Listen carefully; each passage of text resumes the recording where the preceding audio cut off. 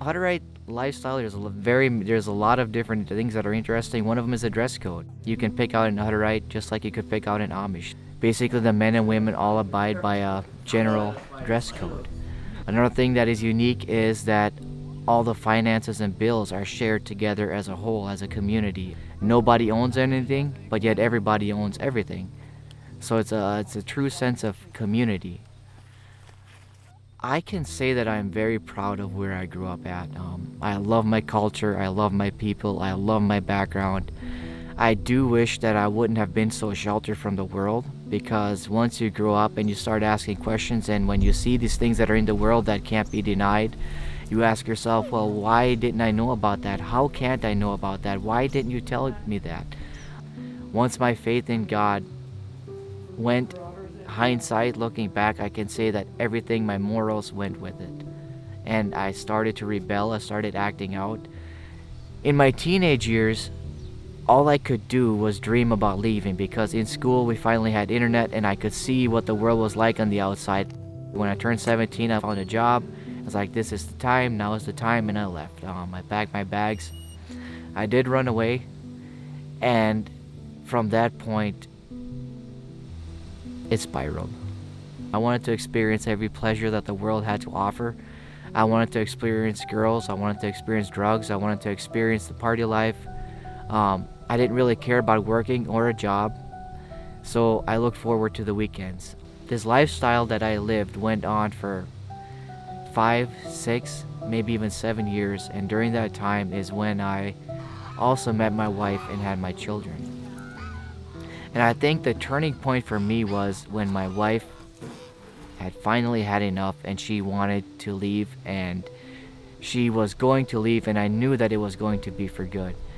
I think it was at this point where I finally started asking myself how far I have gone, what have I done, who I have become, and how far away from the person that I am now that I used to be. So I started going to church. I sat in the way back and I noticed a banner behind the podium that read from the book of Isaiah. It says, I have called you by name, you are mine. And those words, I will never forget that. Those words just seemed imprinted into my mind. And I think that is when I realized that yes, there is a God. Yes, He has been working in my life. And yes, He has a plan for me.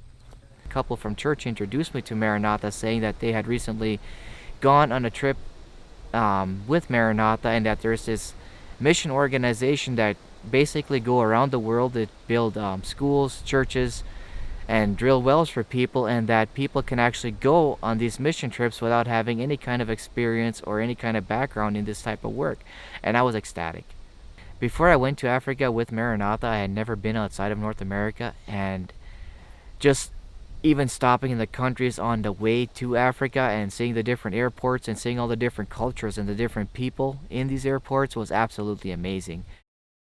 We were in the city of Abidjan working on a church project there, and I couldn't fathom how all these people can live together in such a tight quarters. And not only that, but what amazed me was seeing these people that had basically next to nothing, but yet they were so happy and they were so content. Ultimately, ever since I have accepted Jesus Christ into my life, I've been wanting to share that with absolutely anyone that I can, and that includes my fellow family and my Hutterite brothers and sisters who are still in these communities. And one of the ways that I've been doing that is through social media. So when I knew that I was going to be going on this mission trip, I wanted to invite my Hutterite friends to come along who have never had an opportunity not only to be outside of North America, but to even go on a mission trip. So I decided I wanted to create this group and invited them along, and before I knew it, there was over 1,000 people who wanted to come along and experience this trip with me.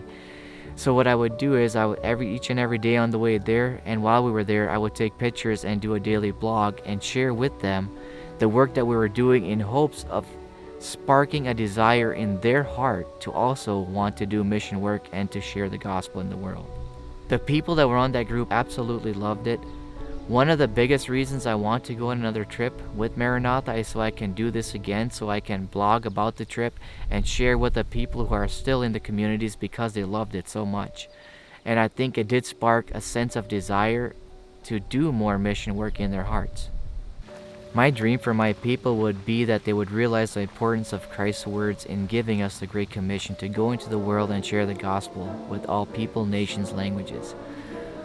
With the talents and the means that my people have in the colonies, we could reach millions and millions of people that are now starving to hear about Jesus Christ and His Word. And I feel like Maranatha does that throughout the world. It's combining people in the mission of sharing Jesus Christ. My advice is, if anyone is nervous about doing or going on a mission trip, I would say just go. Just trust in God, just like you trust in Him to wake you up tomorrow morning. I'd say you can put that same trust that He will be with you if you decide to go forward and go into the world and share the love of Christ.